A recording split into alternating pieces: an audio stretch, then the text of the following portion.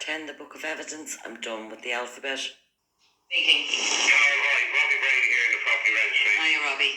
How's things, alright? Yeah, grand. Listen, my colleague John, I think, was talking to you there earlier on, and just left me a message.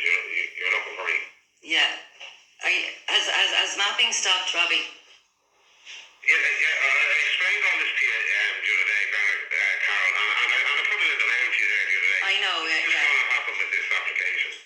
Nothing, definitely not. Because I know it's just that when Ben when he rang up this morning. Good morning, Property Registration, Amy speaking. Morning, Amy. Can I give you the dealing number, please? Yep, go ahead there. 2018 Yep, LR yep. 06 Yep, 57 yep, 59 yep. H. Okay, and what's your query on it? I just want to know what position it's in at the moment. We did abandon it, but I don't know, has it been abandoned?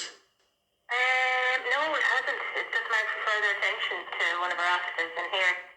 You see, Neil gave us the impression everything was in order, and we thought Neil, our new solicitor, had taken over the application, but it turned out he was only pretending to be our solicitor. I'm afraid we haven't seen the deeds, we haven't seen the map. We get a new solicitor, we might see the deeds, we might see the map before you go ahead. This is query. We've already instructed If you look at what's happened here, the last thing that occurred on this application, we queried Yeah, I found that out. Yeah. on the 13th of December. We don't have a reply to that query. No, it was abandoned then. No, this is the 13th of September this year. We queried them. Oh, did you? Solicitor again. Which solicitor? Which solicitor? When it's the lodging party, it has to be the Gleeson and Associates. Who's the lodging party? Gleeson and Associates. Two months left as well. Oh my god. Remember, what that means is... It meant Blaney was only pretending everything was in order, and Gleeson and Associates, against our will, were still acting on our behalf, and without our consent, or indeed our knowledge.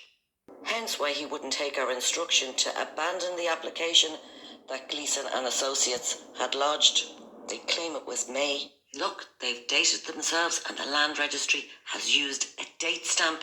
However, What date did it go in? 20th of August. The what? The 20th of August. August, yeah. All right. Progressing well, look. Pardon? It is progressing well. now I will get back to Robbie and the field that he wanted us to register on behalf of the developers, Mary and Tony Gavigan of Carrickhill Developments, aka IB. Problem is, we haven't actually approved any map, so we need to approve it. So are we allowed to approve our own map? Or do we need to... So what you're looking to do is, what you're initially talking about is a scheme map. Okay? So in the very beginning, I explained this to you the other day, there was a field, and the builder sends into us No, Robbie, I'm not going into the field again. I walked into a 3-bedroom terraced house, modern day age. I do understand what you're saying the other day, and a garage.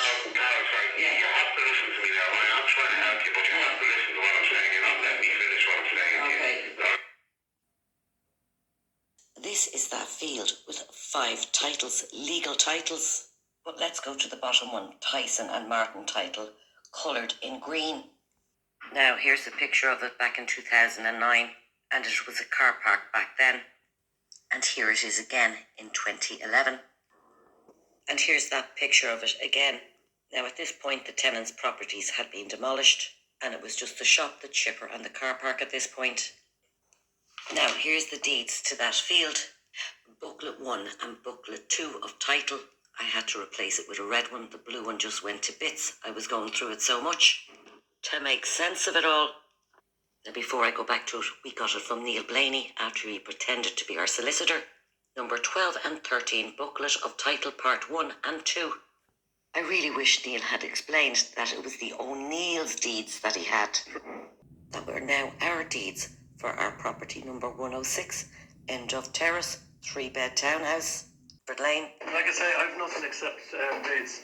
The emails I have are conflicting I'll tell you stories. what, I got a headache reading your name out. Is that? have to do it. So Well, like, I mean, it is our home. I know. It is our home, and I came in good faith, and we were just selling our home, and this is absolutely. and like, he did state he's had the deeds, and everything was fine, and then we find out he's actually didn't have the deeds. I know. No, but you did on the phone.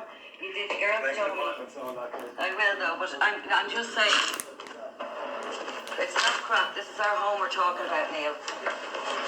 So you don't have the letter or any of the other stuff from Pat that he states he has. Deeds is all you have. You have the deeds.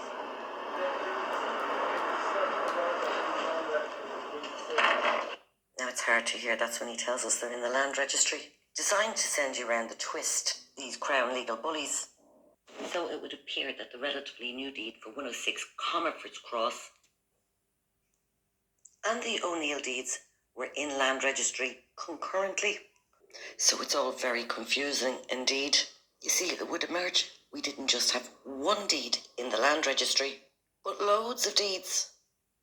So it turned out that this deed for 106 Comerford's Cross, the brand new build freehold property that they were trying to claim we signed, You signed a deed in 2015 to transfer it to buy a property or use for the property, whatever it was. You signed a deed. You signed a deed. and the deeds to the O'Neill estate were all running concurrently in the land registry under number 106 Comerford's Cross. Now, we did say to the land registry we approved a map in 2015, and here is that map outlined in red, one single property. You can see the little detached garage there, and it's an L shape, and that's what we paid for, and that's all we wanted to register. However, it emerged that that map would be amended without our knowledge or indeed our consent. Could you just answer me another question with the, if I give you a D 2018? Yes. It's D 2018 Yep. LR Yep. 065 Yep. 759H. Yeah, that one was the bank. That's right. Was that being done as a multi-story building? It was, yeah. Yeah.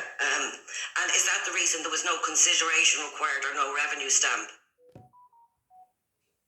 Because it has here revenue stamp not required. Yeah. Yeah, so there was no consideration for that one. It was first registration, Form 3 MSC. For an apartment building. Yeah, that's what that is for. All right, okay. So, unbeknownst to myself and Ben, we're actually registering an apartment block. 19 apartments, shops, restaurants, doctors, and the HSE, along with 6 townhouses. All I wanted to see was the 2015 map that we approved back in 2015 of one property. I don't want to talk anymore. I just want the 2015 dealing number, please, for the map, please. I don't know. I honestly... Does it not exist? Does it not exist? I can't tell you that as of now. But in fairness, what he could tell us was to ensure there's no crime being committed. So now remember what happens in the PRA, in the land registry, okay?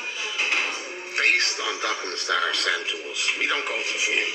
We never go out to look at anyone's house or farm or land or whatever it may be. We don't do that ever. We don't have anybody out in the field, okay? So what happens in the land registry is a deed is drawn up as with yours there, and yours is a forced registration case, okay? A deed is drawn up, but in your case, it may show a title from 100 years, like proven. So what we look for you to do in the initial phase is prove to us over 100 years that a property is entitled to go into your name. You know, so it shows the owners beforehand and how it gets to your title. Okay, that's one way of doing it. It's meant to be a brand new house. Yeah, but remember we're talking about the land, the house. Really, we're not actually interested to a point, only to a point of what sits on top of the land, or whether the land is dressed up or not. What I'm dressed saying is, we're not asking you to completely stop. We're asking you to pause it because we'd like to see the deeds and the map the solicitors Gleeson and Associates lodged without our consent. Now, before we get to the next bit, I think Rob was a bit confused. He probably thought we were the developers, Mary and Tony Gavigan, who should be registering the land that they acquired from the O'Neill estate to build Comerford's Cross development on. So this is an application for your sister based on the Form 3, right? So what Form 3 says, so we ask in the normal events, we ask you to prove what's called good title. Like Right, so this is unregistered property. The land has never, title has never been proven to us in the land registry. That's something anybody was ever entitled to the property. So when you do a forced registration case, this is the first time we've ever had anybody claim that they own a piece of property. Okay, this is how it runs. So in 2018, it would appear myself and Ben are the first to apply for the registration of the property we purchased. Well, that's according to Rob in the land registry. And so it's up to myself and Ben to prove title 100 years back, that it's entitled to go into our name. So personally, I thought that was down to the developers, Carrickhill Developments, who acquired the land. But in any event, it turns out Rob is wrong again. It's okay, Rob. Mary and Tony registered it back in 2015. Look, your land registry gave them a folio, the 11th of May 2015. Now there's a coincidence. That £395,079.35 of our money went into Mary and Tony Gavigan's account, Carrickhill Developments of AIB, on the 11th of May 2015 also. And Rob, here's Gareth Noon and his partner Claire Dowling in 2017 getting a folio too. And there's loads more, too many to count, all prior to our application in 2018. And the land still remains unregistered today. Just a little reminder, no, you cannot get a folio on unregistered land. You see, if the neighbours were actually friendly, I'd run out and knock on all their doors and tell them that they'd been shafted by the land registry, Mary Tony Gavigan, Carrickhill Developments, and the state-owned bank AIB. But they're not that interested. Did you know they didn't even notice this back in the day? Not one neighbour in the whole development asked us, "Hey, what's going on? It's a bit strange you had to paint on your wall and on your garage," all to prevent them from evicting us. The only ones that actually paid for our property, fairly and squarely. But sure, anyway, for the next post, I think I'll take Rob up on that challenge. So there's two ways of doing that. One is you show us the documentation and evidence to say from 100 years ago to here, this is how it's come to you. Rob, it will be my pleasure to show it to you. On this land, you don't speak our name. We were here before and we'll rise again. Through fire, through famine, we stood our ground. And you came in with your boots and your